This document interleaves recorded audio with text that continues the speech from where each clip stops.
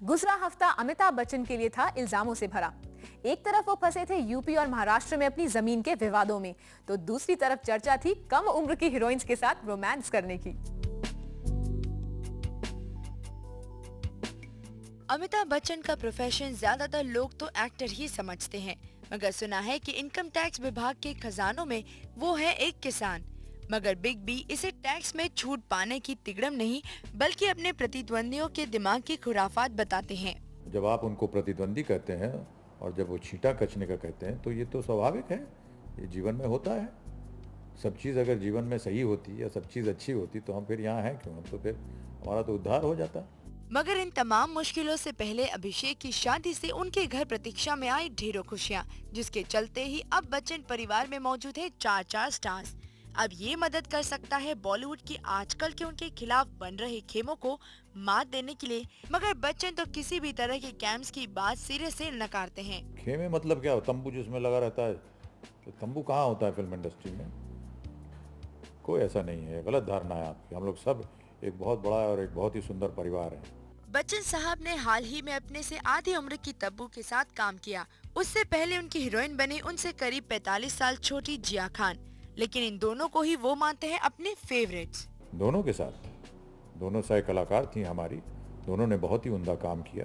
जहां निशब्द गिरी थी बॉक्स ऑफिस पर औंधे मुंह, वहीं चीनी कम को मिल रही है तारीफ। मगर बिग बी के लिए दोनों ही फिल्मों की खासियत है अलग अलग। ये वो अलग कहानी थी, अलग कहानी है।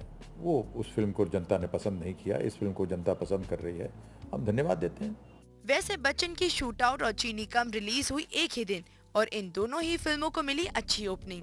लेकिन लॉन्ग रन में कौन बाजी मारेगा, इस पर ट्रेड एक्सपर्ट बिग बी भी कुछ न कह सके। मेरे माथे पर देखिए ट्रेड गाइड या फिल्म इन्फॉर्मेशन तो लिखा नहीं है, इसलिए मैं इसकी ज़्यादा जानकारी नहीं दे सकूंगा आपको, क्योंकि मेरा काम है कैमरा के सामने जाना और किरदार को जितनी भी अपनी काबिलियत है उसको निभाना।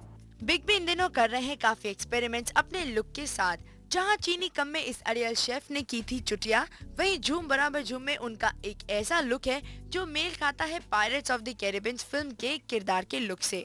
लेकिन इस पायरेसी से बिग बी साफ मुकर गए। नहीं, हमको तो मालूम ही नहीं था कि पायरेट्स ऑफ द कैरिबियन है क्या। ये तो अभी उसके बारे में पढ़ना शुरू किया। 64 की उम्र में अमिताभ ने रोमांस तो बहुत किया, मगर उनके अंदर का एंग्री मैन एक बार फिर दिखेगा रामू की शोले में। गब्बर के रूप में अमिताभ बड़े पर्दे पर आएंगे, लेकिन पुराने गब्बर अमजद खान की तरह लोगों के दिल में खौफ पैदा कर पाएंगे कि नहीं, इसका फैसला वो छोड़ते हैं वक्त पर। अब ये तो जब फिल्म रिलीज होगी तब फिर आपके साथ यहाँ फिर बैठेंगे और फिर आपसे उसकी चर्चा करेंगे।